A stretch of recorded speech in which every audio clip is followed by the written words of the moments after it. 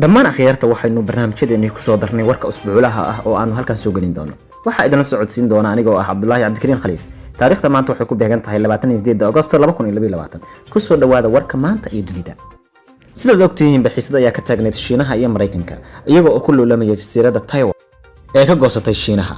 Shiinuhuna doonaya inuu xoog ku qabsado, Mareykankuna uu wacd ku maray in haddii uu Shiinuhu gacan fidiyo uu laba gacmood fidinayo.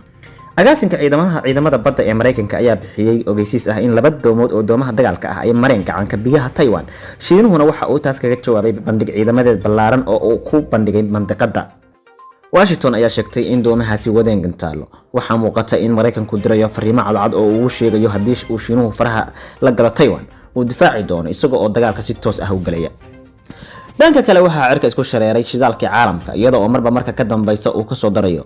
dhanka raashinka ayaa isaguna cirka galay maadaama shidaalka iyo badeecaduhu isku xiran yihiin. haddii shidaalku raqiis noqdana badeecaduhu ay jabayaan. shacabka Soomaaliyeed waxay aad uga cabanayaan raashinka aad u soo qaaliyoobaya. tusaale halka uu kiishka sokorta ah ahaan jiray $30 maanta waxa uu gaaray $60 oo waa uu laba jibaarmay. waxa kale oo soo taraya abaarta baahsan ee wadanka saameysay.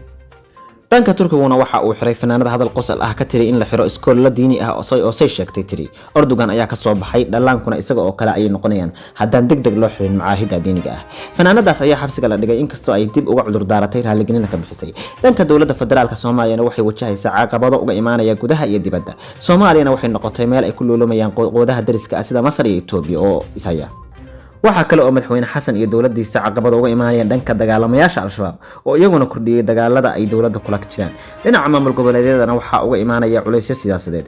madaxweyne Xasan maadaama halkudhigiisu ahaa Soomaaliya heshiis adduunyadan heshiis la ah maantana boqolkii maalmood oo horeeyay uu soo liqay. waxa isweydiin mudan maxaa laga filan karaa. dadku waxay isweydiinayaan halkudhiga ma ka dhabayn doona mise ololaha musharaxnimo ayagoo ekeyd oo salaanka ayuu ku soo fulay.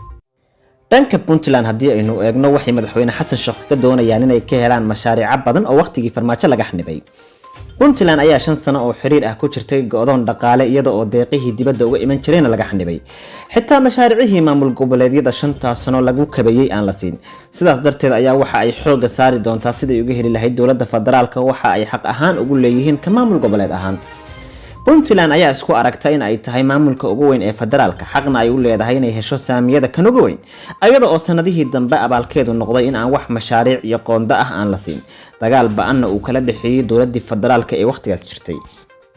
sidoo kale Somaliland ayaa iyadana waxa khilaafaad waaweyn u dhaxeeya xisbiga talada haya iyo xisbiyada kale iyada oo maalmahan oo dhan ay socotay rabshado far badan oo ka dhacay magaalooyinka waaweyn ee Somaliland sida Ceerigaabo, Burco iyo Hargeysa.